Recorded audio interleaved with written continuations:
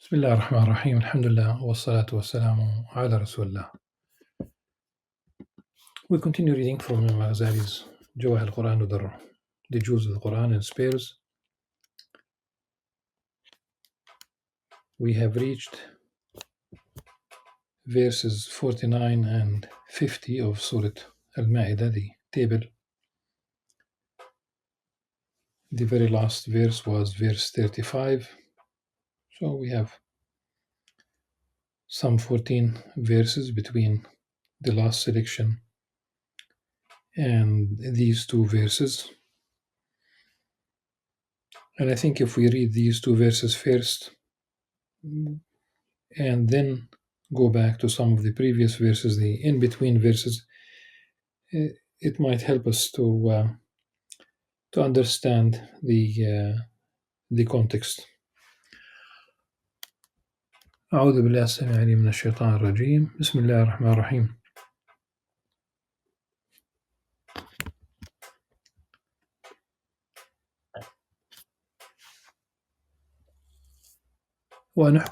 ونحكم بينهم بما أنزل الله ولا تتبع أهواءهم واحذرهم أن يفتنوك عن بعض ما أنزل الله إليك فإن تولوا فاعلم أنما يريد الله أن يصيبهم ببعض ذنوبهم وإن كثيرا من الناس لفاسقون.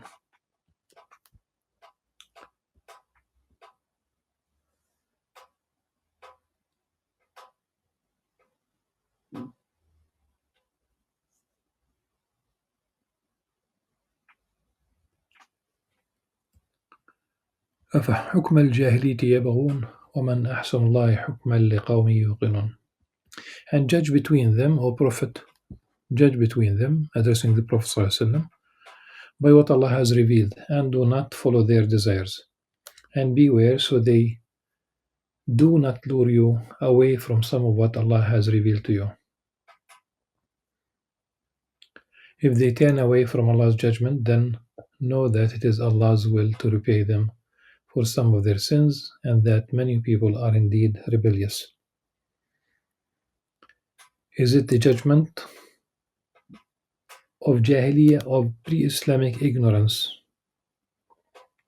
Is it the judgment, the ruling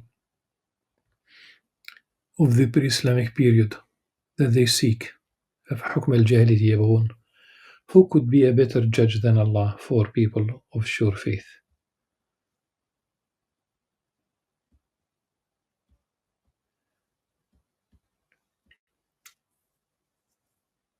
If we go back to 48, and I think there's a one particular word really here that speaks volumes. It is the word مهيمن ومهيمنا عليه وأنزلنا إليك الكتاب بالحق مصدقا لما بين يديه من الكتاب ومهيمنا عليه. We have revealed to you, that's still addressing the Prophet ﷺ, this book with the truth, the Qur'an, as a confirmation of previous scriptures and a supreme authority on them. So judge between them as supreme authority, muhayminan. In fact, Ibn Kathir says about muhaymin, he quotes Ibn Abbas, حاكما على ما قبله من الكتب. So if we have any difference, then the Quran is the judge. فهو أمين فإن اسم المهيمن يتضمن هذا كله. فهو أمين وشاهد وحاكم على كل كتاب قبله. أمين, it is the trustworthy, it is the witness, it is the judge.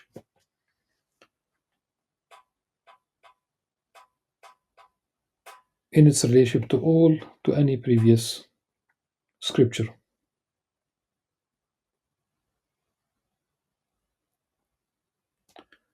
Allah subhanahu wa ta'ala pledged to preserve the Quran.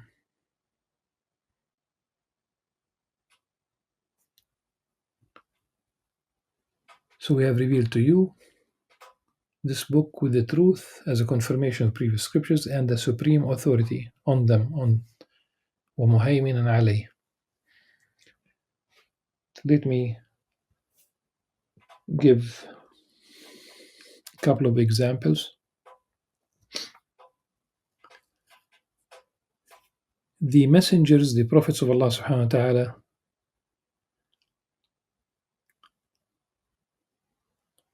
are protected, infallible, they could make judgmental mistakes, and their story, all of them in the Quran,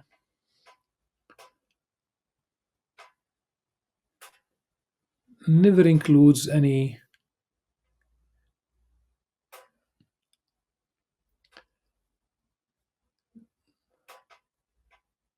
misconduct, for example, in terms of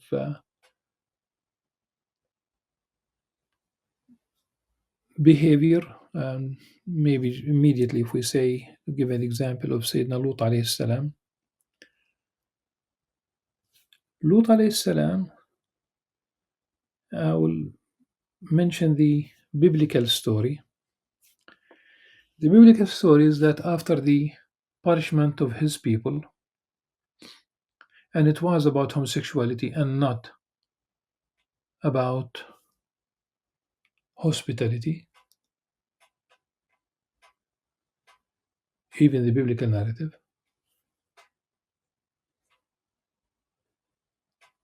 his wife was included with those who received the punishment. Sodom and Gomorrah, the biblical names of their um, villages. And he ended up in the desert with his two daughters. That's the biblical narrative.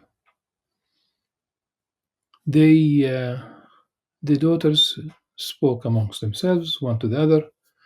There are no men in the area.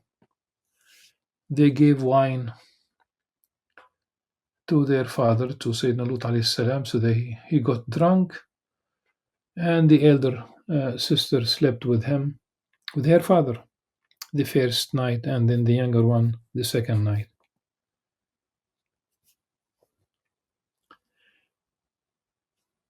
Now, the Quran, if we use the Quran as a judgment, as a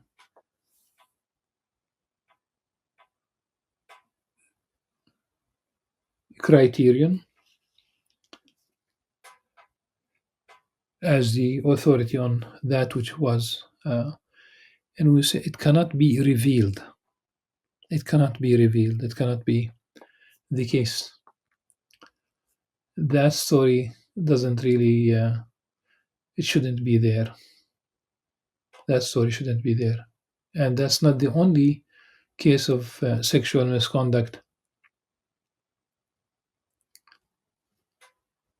The Sayyidina Dawood alayhi salam, Prophet David, King David, Prophet David, peace upon him, and the story of a married woman.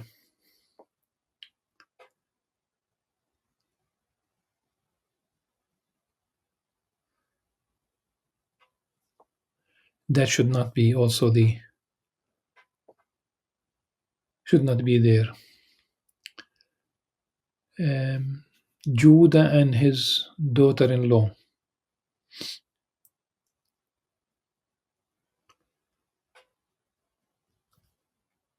So these stories, I remember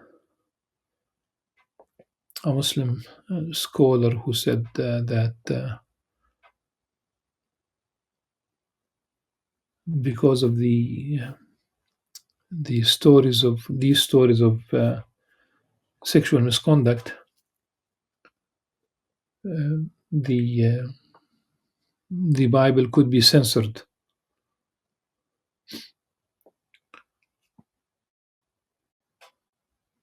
So these are only examples of stories that cannot be accepted from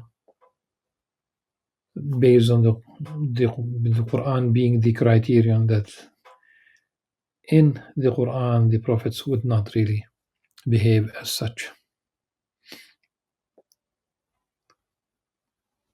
That's only one type.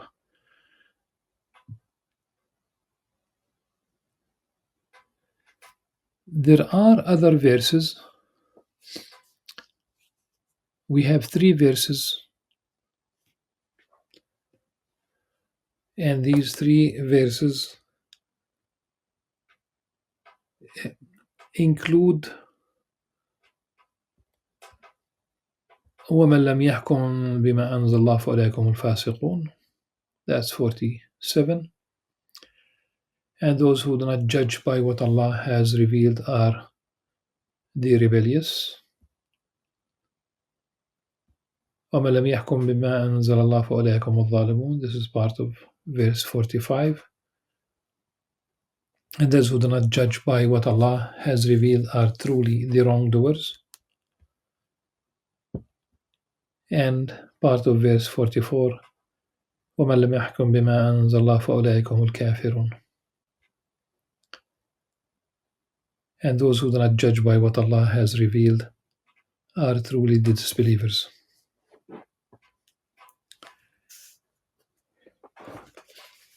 In some political Islamic movements, modern 20th century Islamic political movements, almost reduced all these verses to a political dimension, whereby they render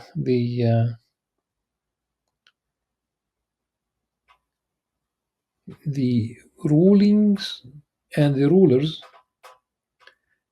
the governance, the polities, the contemporary Islamic polities, they would consider them as such. Like, they will be the disbelievers, they will be the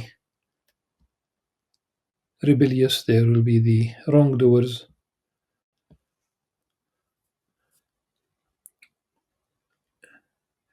Even when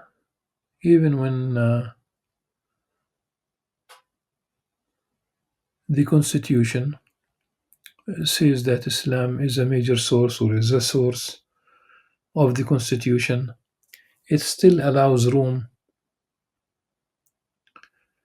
for borrowed rulings. But this is not about, what I'm trying to say is, this is not about whether these modern polities, nation states, if you will, are Islamic or not. The political narrative fails to highlight the complexity of the discussion, original discussion, away from politics, if you will. Say, for example, that within this context, within these verses, the discussion, Ibn Kathir, for example, includes an important principle that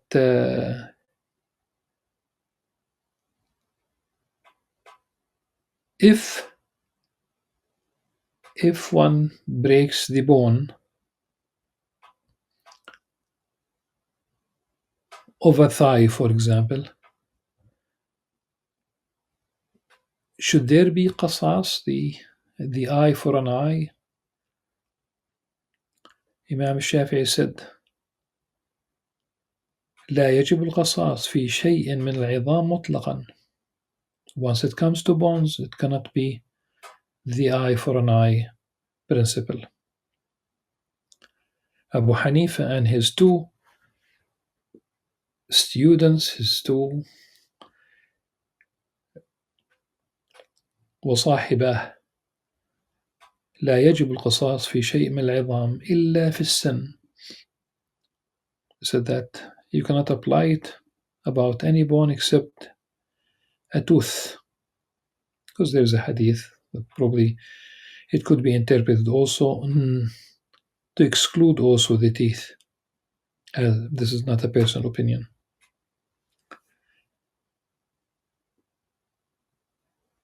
And it has been also been narrated about from the as the position of Umar ibn Khattab, Ibn Abbas, Ata, Shabi, Al-Hasan al-Basri, Al-Zuhri, Ibrahim Nakhay, Umar bin Abdul Aziz, Sufyan al-Thawri, Al-Layth bin Sa'ad. And it is known as the prominent position of Imam Ahmad. Okay. And that's only one example. That's only one example that shows the complexity of the discussion. It is also problematic to reduce Islamic law to marriage, divorce, inheritance, and waqf, as if there is nothing else.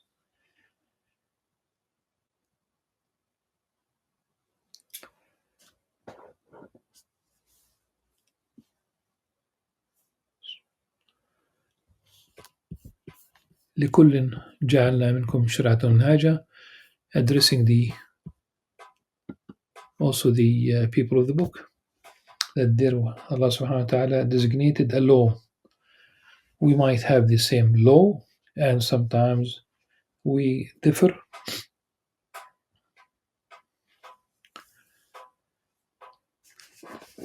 And it is an amazing thing that sometimes they attribute specific the three phrases that I have highlighted. Sometimes they are attributed, they say that this is really they apply or pertaining to a specific faith community, the Jews, the Christians, the Muslims. For example, it has been narrated that Ibn Abbas said,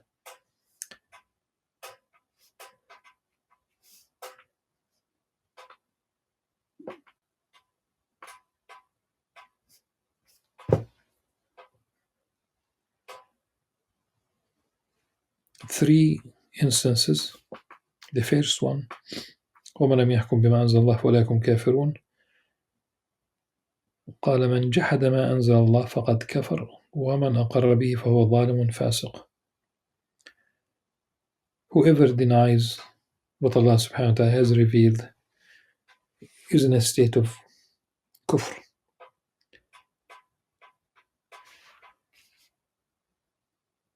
But also he said that ليس بالكفر الذي تذهبون إليه. It's not the same kufr, the general kufr that مخرج من ملة والله سبحانه وتعالى وعلم. The same thing طاووس said, ليس بكفر ينقل عن الملة. الشعبي said, ومن لم يحكم بما أنزل الله فأولئك هم الكافرون. He who rules, who judges, who does not rule with what Allah subhanahu wa ta'ala has revealed, they are the disbelievers. He said this pertains to the Muslims. فأولئك هم الظالمون, this is about the Jews. فأولئك هم الفاسقون, he said this is about the Christians.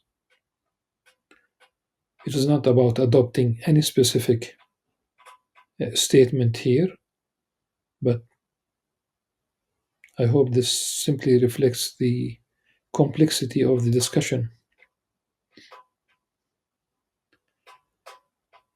And Ata said, It is kufr duna kufr, so it is a disbelief, but obviously on a lower level. Let me say, it could be something like this. Someone, a ruler, a system, they believe in what Allah subhanahu wa ta'ala has revealed, but at the same time they cannot implement it. International pressure, for example, because they are dependent on international aid. They do believe, but simply their hands are tied. They don't really enjoy the freedom. And I think not unless there is some unity amongst the Muslims. It could be a confederation, it could be of Muslims, could be a union like the European Union, it could be a commonwealth. These are ideas that have been entertained in the past.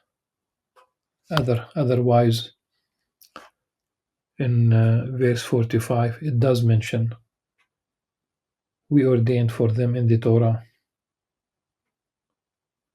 a life for a life, an eye for an eye, a nose for a nose, an ear for an ear, a tooth for a tooth, and for wounds equal retaliation. But whoever waives it charitably is an invitation, in fact. It will be atonement for them. And those who do not judge by what Allah has revealed are truly the wrongdoers. Zalimun.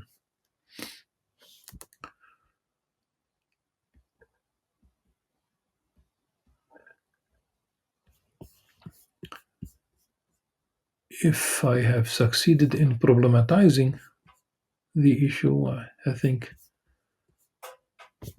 as I said, for example, Ibn Kathir mentioned much more than this, and such sessions would not cover everything.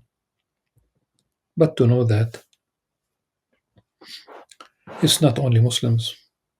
The Jews at the time of the Prophet ﷺ, they hid verses that pertain to the punishment of adulterers, but also they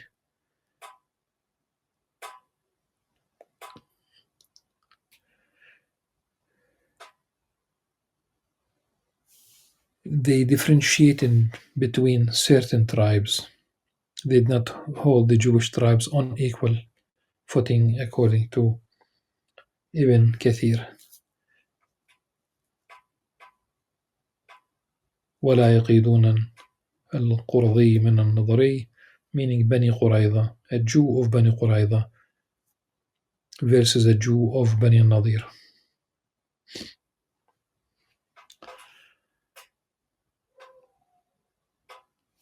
Suffice it, inshallah, as this reflects the need to address this issue, because in the past it was about judgment rulings. It was not about the polity. They did not, of course, think that one day the society would be far away from upholding the law.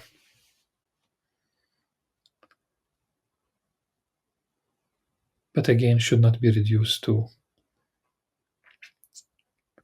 accusations, or it will be almost like the difference between the Khilafah as vicegerents and the Khilafah as the political office. And both entail many details. At any rate, until the next session, inshallah, when we